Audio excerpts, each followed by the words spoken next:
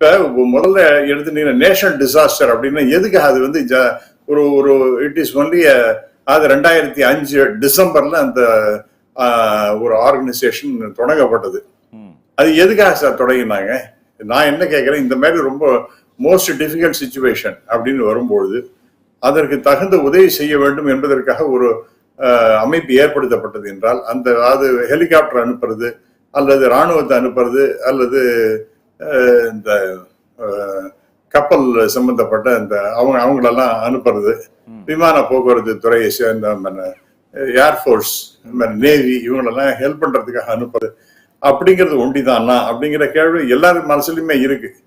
Beyond that வந்து ஒன்னும் help எல்லாம் கிடையாது அப்படிங்கிற மாதிரி இருக்கு. இப்ப அன்பார்ச்சுனேட்லி நம்ம ஃபைனான்ஸ் மினிஸ்டர் சொன்னார் 2000 அதாவது இங்க சுனாமி வந்த போது அப்ப கூட இதை வந்து நம்ம நேஷனல் டிசாஸ்டர்னு சொல்லவே இல்லைன்னு.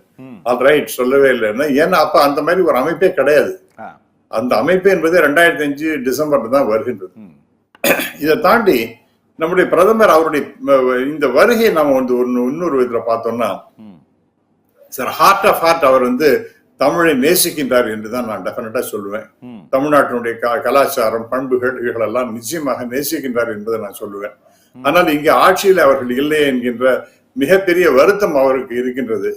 இங்க அந்த ஆட்சியில இல்லாட்டா கூட பரவாயில்ல, அட்லீஸ்ட் ஒரு 2-3 எம்பியாவது இங்கேருந்து வருவாங்களான்னு பார்த்தா அது கூட சந்தேகமாவே இருக்கின்றது. என்ன தேருமா தேராதா அப்படிங்கிற மாதிரி ஒரு மிகப்பெரிய கொஸ்டின் மார்க்லேயே தான் ஓடிக்கொண்டிருக்கு. இது வரைக்கும் ஒருத்தரும் இங்க எம்பி இங்கேருந்து ஒன்றும் செலக்ட் ஆகி போகல.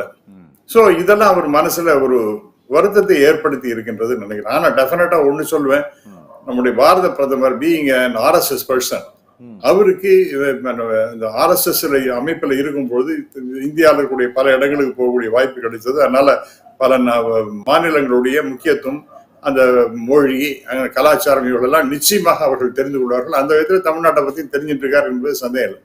பட் பியாண்ட் தட் நம்ம நீங்க சொன்ன அப்புறம் வந்து 1,00,000 கோடிக்கு மேல நாங்க கொடுத்து விட்டோம்னு எதெல்லாம் கணக்கு பண்ணி இந்த நேரத்துல நம்முடைய முதல்வர் கேட்கிறா ஒரு 20,000 கோடிக்கு மேல எங்களுக்கு வேணும். அதுக்கு நீங்க அப்படியே முழுக்கலும் கொடுக்கலன்னா கூட ஏதாவது சம் அமௌண்ட் இன்ஸ்டால்மெண்ட்ல கொடுக்கறது ஆரம்பிங்க. கம்ப்ளீட்டா அசஸ் பண்ணிட்டு பிறகு ஃபைனலைஸ் பண்ணி அந்த பணத்தை ரிலீஸ் பண்ணலான்னு சொன்னா அதை செவிமடுத்து கேட்பதற்கே தயாரில்ல. பழைய கதைகள்லாம் பேசினா என்ன சார் பார்த்தோம். இப்ப நம்முடைய ஃபைனான்ஸ் மினிஸ்டர், அவர் தமிழ்நாட்டு ஃபைனான்ஸ் மினிஸ்டர், அவர் உயர் திரு தங்கம் தென்னரசு, அவர் ஒரு ஸ்டேட்மெண்ட் கொடுக்குறாரு. என்னென்ன நேரத்துல நம்ம டிசாஸ்டர் ஃபண்ட்ஸ் எல்லாம் கேட்டோம், இவ்வளவு கேட்டோம், அவங்க எவ்வளவு கொடுத்துருக்காங்க இந்த 9 வருஷம். I am just talking about 9 years. அந்த 9 இயர்ஸை பத்தி அவர் ரொம்ப தெளிவாக சொல்லிட்டு மொத்தமாவே நம்ம கேட்டது எவ்வளவு, கொடுத்தது எவ்வளவு, 4.6% தான் கொடுத்துருக்காங்கிறாங்க. அப்ப நம்ம என்ன அள்ளி கொடுத்துட்டாங்களா அவங்க? இங்க தமிழ்நாட்டுக்கு 900 கோடி கொடுத்துட்டேன்னு சொல்லிட்டு ஒரே பரவலான பேச்சாகவே இருக்கின்றது. என்னவோ நமக்கு மிகப்பெரிய அளவுக்கு உதவி வந்த மாதிரி எல்லாரும் பேசிக்கொண்டிருக்கோம். But it has to be given every year because அந்த நேஷனல் ஸ்டேட் டிசாஸ்டர் ஃபண்டுங்கிறது அவர்கள் ஒதுக்கி ஆக வேண்டும். அந்த விதத்தை தான் பண்ணியிருக்காங்கிறது எல்லாருக்குமே தெரியும். ஆனால் தமிழ்நாட்டுக்கு இப்ப மிகப்பெரிய சேதம் வந்திருக்குன்னா அதை பத்தி இல்லை. ஏன் நீங்க அதை செய்ய மாட்டேன்றீங்க? தமிழ்நாட்டுக்கு எஸ்எம்பி செக்டாருக்கு மிகப்பெரிய அளவுக்கு தமிழ்நாடு அரசு உதவி செய்து கொண்டிருக்கின்ற, அதுல மாற்று கருத்தே கிடையாது. ஆனால் பப்ளிக் செக்டார் அண்டர்டேக்கிங்ஸ், பிஹெச்எல் அதெல்லாம் பத்தி கேட்கிற அந்த எஸ்எம்இ செக்டாருக்கு நீங்க தயவுசெய்து நிறைய ஆர்டர் கொடுங்க. எவ்வளவு ஆன்சர் யூனிட்ஸ் நீங்க திருச்சி பக்கம் போனீங்கன்னா இருக்கு சார். அதுக்கெல்லாம் நீங்க உதவி செய்யணுமா வேண்டாமா? இல்லைன்னா அந்த இன்னும் சொல்ல போனா இந்தியாவில் இருக்கக்கூடிய எஸ்எம்இ செக்டார் தான் மிகப்பெரிய அளவுக்கு கிட்டத்தட்ட 40% ஆஃப் தி ஜிடிபியை கான்ட்ரிபியூட் பண்றாங்க. 40% ஆஃப் எம்ப்ளாய்மெண்ட் ஜெனரேட் பண்ணி கொடுக்குறவங்க. அதுக்கு பாதகம் ஏற்படுமையானால் அதனால ஏற்படக்கூடிய நெகட்டிவ் இம்பாக்ட் எவ்வளவு பேருக்கு வந்து சேரும், எவ்வளவு பேருக்கு வேலை போகும், எவ்வளவு பேருடைய வாழ்வாதாரம் போகும். இந்த பிஹெச்எல் ஏன்னா எனக்கு அதில் நான் வந்து ரொம்ப நெருங்கி அதோட நான் தொடர்பு கொண்டு நான் அந்த ஆர்கனைசேஷனோட பழகி இருக்கிறேன். என்னுடைய ஆர்கனைசேஷன் அப்கோர்ஸ் எங்களுக்கு மிகப்பெரிய ஆர்கனைசேஷன். அவங்க ஆர்டர் கொடுக்கும்போது மற்றவங்களாம் அங்கே வருவதை பார்க்கும்போது எஸ்எம்இ செக்டர் எந்த அளவிற்கு அவர்கள் அந்த யூனிட்டை நம்பி இருக்கின்றார்கள் என்பது தெரியும். ஆனால் அந்த அந்த ஆர்டர்லாம் கொடுக்கணும்னு சொன்னா அதை பத்தி ஒரு எவேசிவான ரிப்ளை ஒண்ணு தெரியவே என்ன இப்படி கேட்பாராங்கிற மாதிரி அவருக்கு அது தெரியாம இருந்திருக்கலாம். பட் இது ஒரு முக்கியமான செய்தியாக நான் பாக்குறேன். அதனால தமிழ்நாடு கொடுக்க வேண்டிய இந்த மாதிரி ஒரு மோஸ்ட் டிஃபிகல்ட் சிச்சுவேஷன்ல நாங்க முன்னாடியே கொடுத்துருக்கோம் சொல்லிட்டு இது வந்து திரு அண்ணாமலை பேசுற மாதிரி நம்முடைய பாரத பிரதமர் பேசக்கூடாது. அவர்லாம் இவ்வளவு எல்லாம் 1 லட்சம் கோடிக்கு மேல கொடுத்துருக்காங்க அப்படின்னு ஏதோ ஒரு கணக்கை சொன்னா இப்ப இருக்கக்கூடிய ரொம்ப மோஸ்ட் டிஃபிகல்ட் சிச்சுவேஷன்ல தமிழ்நாடு அரசுக்கு உதவி செய்யும் வகையில என்ன செஞ்சிருக்காங்க. அவங்க வந்து மத்திய அரசினுடைய டீம் வந்து வரது, அந்த மத்திய அரசினுடைய டீமுடைய அந்த ஹெட் அவரும் கவர்மெண்ட் அபிஷியல் தான். அவர் என்ன சொல்றாரு, இங்க அந்த நிவாரண பணிகள்லாம் பிரமாதமா நடந்திருக்குன்னு சொல்லிட்டு அவருக்கு சர்டிபிகேட் கொடுத்துட்டு போறாரு. அதே மாதிரி நம்முடைய பாதுகாப்பு அமைச்சர் அவர் வருகின்றார், அவரும் பாராட்டிட்டு போயிருக்கார்.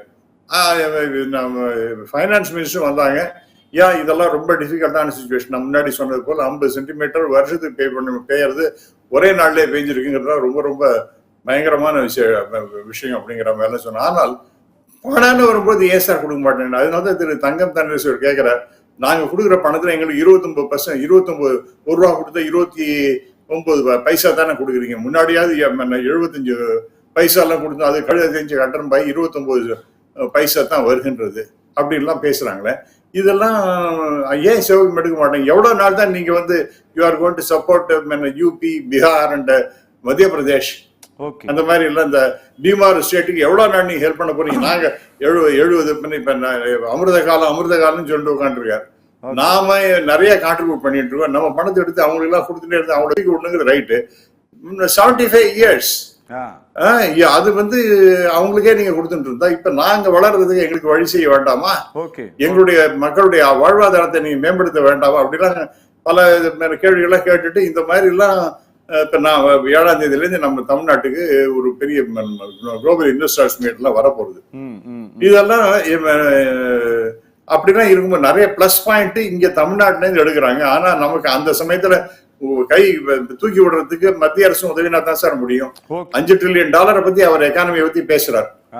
$5 trillion எக்கானமியை பத்தி பேசுகின்றார். ஆனால் தமிழ்நாடு அதுல பங்கு தானே, அதனுடைய கான்ட்ரிபியூஷன் அதிகமா தானே. நம்ம தமிழ்நாடை பொறுத்த வரைக்கும் $1 trillion நாமளும் பேசிட்டு இருக்கோம். இதெல்லாம் எப்படி முடியும் நான் கேட்கிறேன். ஆகவே 2 பேர் சேர்ந்தா தான் சார் முடியும். ஆனா அவங்க ஒண்ணு மாற்றாந்தாய் மனப்பான்மையோட தான் இருப்பதாக மிக வருத்தத்துடன் தெரிவித்து